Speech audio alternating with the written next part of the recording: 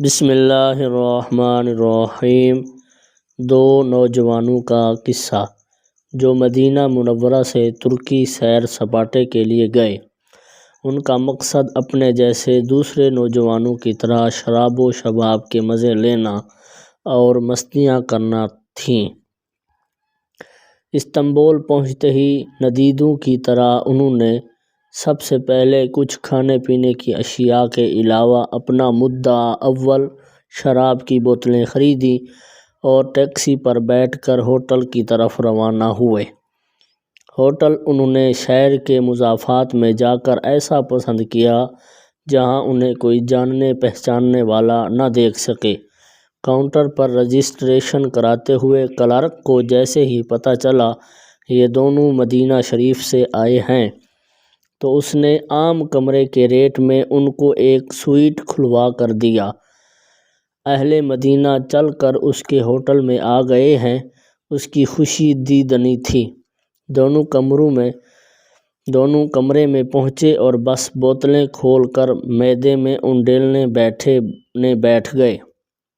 ایک تو کم ظرف نکلا، کچھ ہی دیر میں نشے سے دھت بے سدھ سو گیا، جبکہ دوسرا نیم مدہوش باقی کی بوتلوں کو کل کے لیے چھوڑ کر سو گیا۔ ان کو سوتے کچھ ہی دیر گزری ہوگی کہ کسی نے دروازہ کھٹکھٹایا۔ صبح کے 4:30 بجے تھے۔ ایک نے غنودگی میں اٹھ کر دروازہ کھولا تو سامنے کاؤنٹر کلرک کھڑا تھا۔ کہنے لگا کہ ہمارے امام مسجد نے یہ جان کر کہ ہوٹل میں مدینہ شریف سے 2 آدمی آ کر ٹھہرے ہوئے ہیں اور یہ کہہ کر نماز پڑھانے سے انکار کر دیا ہے کہ وہ ایسی بے ادبی ہرگز نہیں کر سکتا۔ ہم لوگ آپ کا مسجد میں انتظار کر رہے ہیں، آپ جلدی سے تیار ہو کر آ جائیں۔ اس نوجوان کو یہ بات سن کر حیرت کا شدید جھٹکا لگا۔ اس نے جلدی سے اپنے دوسرے ساتھی کو جگا کر بتایا کہ صورتحال ایسی ہو گئی ہے، کیا تجھے کچھ قرآن شریف یاد ہے؟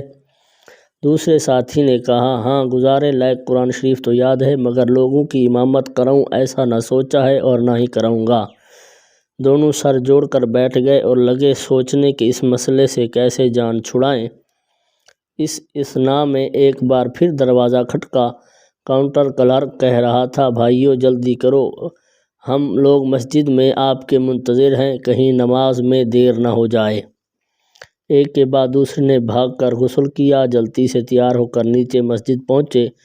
کیا دیکھتے ہیں کہ مسجد نمازیوں سے بھری ہوئی ہے۔ ایسا لگتا تھا نماز فجر کے لیے نہیں، لوگ مدینہ شریف کے شہزادوں کی اقتداء میں جمعہ کی نماز کے لیے اہتمام سے بیٹھے ہوں۔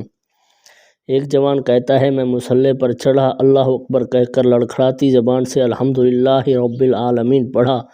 نمازیوں میں سے کسی کی اس تصور سے کہ مدینے کا مقیم دیار حبیب سے آیا ہوا اور مسجد رسول کا ہمسایہ انہیں نماز پڑھا رہا ہے کی سسکاری نکل گئی۔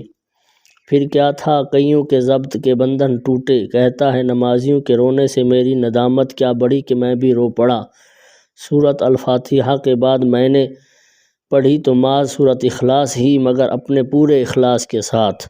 نماز ختم ہوئی، نمازی میرے ساتھ مصافحہ کرنے کے لیے امنڈ پڑے اور کئی ایک تو فرط محبت سے مجھے گلے بھی لگا رہے تھے۔ میں سر جھکائے کھڑا اپنا محاسبہ کر رہا تھا۔